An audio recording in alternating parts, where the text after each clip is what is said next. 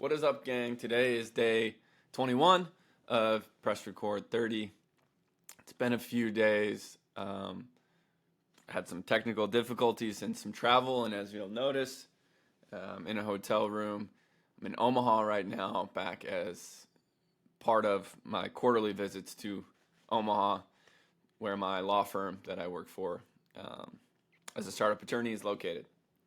But we are back, and on the flight from Austin to Omaha, I had the opportunity and privilege to reread a book that stayed in my imagination since I read it first about a year ago, and that is Leaf by Niggle, a book by Tolkien. Tolkien, obviously, we associate with The Lord of the Rings. He's been synonymous with The Lord of the Rings. Leaf by Niggle is sort of his response, I'll say, to C.S. Lewis's Great Divorce. Response probably isn't the right, it's his version. So for those of you that have read The Great Divorce by C.S. Lewis, it is a book, novel, short story that follows a journey through the afterlife, through C.S. Lewis's version of purgatory. You could say that Leaf by Niggle is something like Tolkien's attempt at a similar story. There's also a way in which Leaf by Niggle is something like an autobiographical allegory where Tolkien, as an artist, transposes himself in the main character, Niggle, who we find out early is an artist of sorts. He is a painter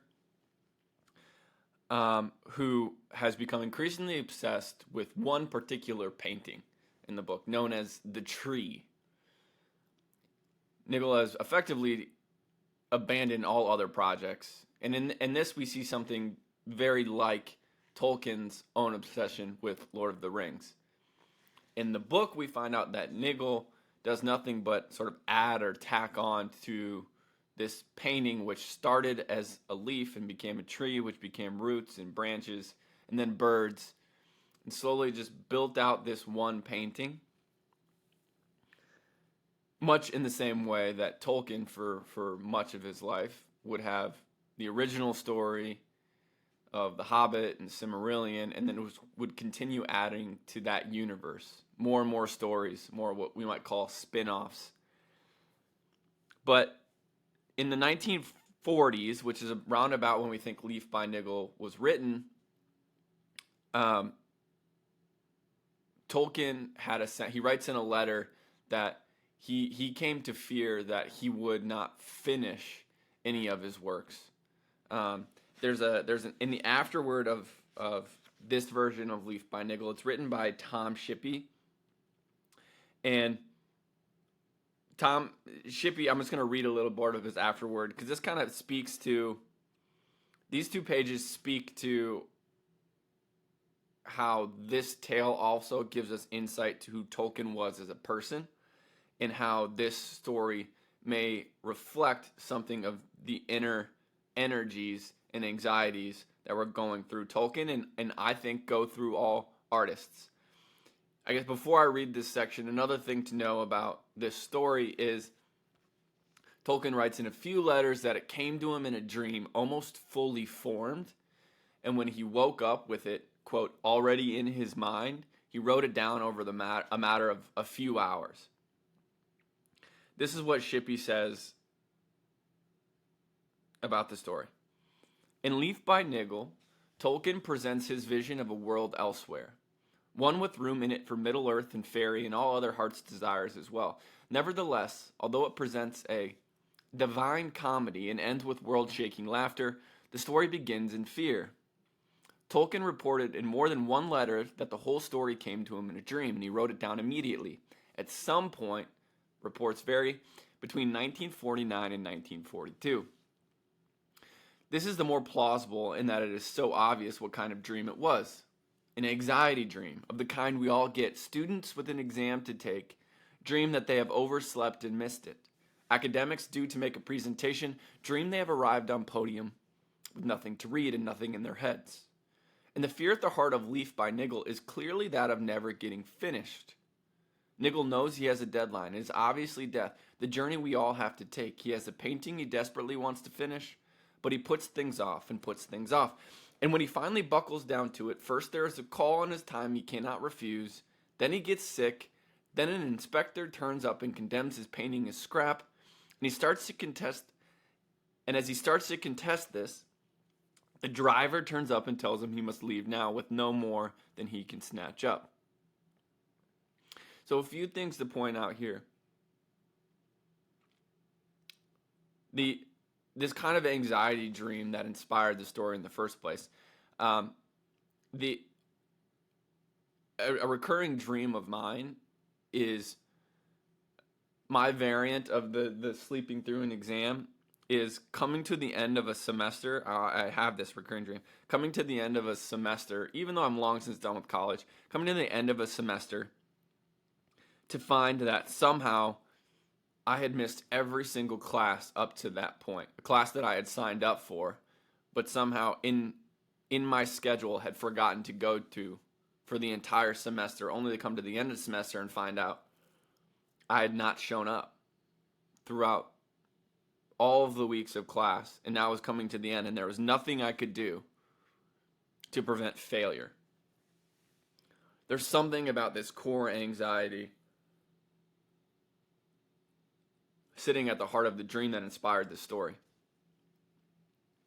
This kind of one after another dream is all too familiar. The motive for it is easy to imagine in Tolkien's case. By 1940, he had been working on his Silmarillion mythology for more than 20 years, and none of it had been published except for a scattering of poems and a spin-off of The Hobbit. He'd been writing Lord of the Rings since Christmas 1937, and it too was going slowly. His study was full of drafts and revisions. One can only guess that, like most professors, he found his many administrative duties a distraction. Though Niggle, and perhaps Tolkien, is guiltily aware that he is easily distracted and not a good manager of his time. Concentration and time management are what Niggle has to learn in the workhouse, which most critics identify as Tolkien's version of purgatory. Now, there were a few spoilers in the excerpt that I read, but it's necessary context to understand. Leaf by Niggle is one of those books that you can't understand it until you've read it all the way through.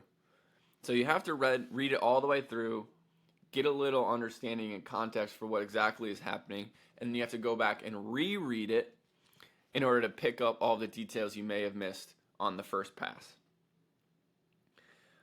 I wanted to spend this first video talking about the context and giving you the context. I'm going to follow this video up with a summary of the story itself. But before you watch that video, I would recommend you read it. It's 50 pages. It's a quick read. You can read it in a few hours. And it's powerful. Like I said, it's one of those books that it grows, and you put it down, you read it through the first time, you put it down, it grows in your imagination until the almost irresistible impulse to read it again comes. And in part, that's because of it wrestles, even though it is unlike Lord of the Rings in the sense that it takes place outside of the realm of Middle-earth, it wrestles with a lot of the same themes, which is the meaning of life and the inevitability of death and the transcendent aim of art.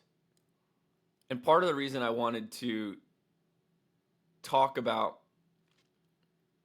the book, just from a theme perspective, is there's two things that makes us wrestle with.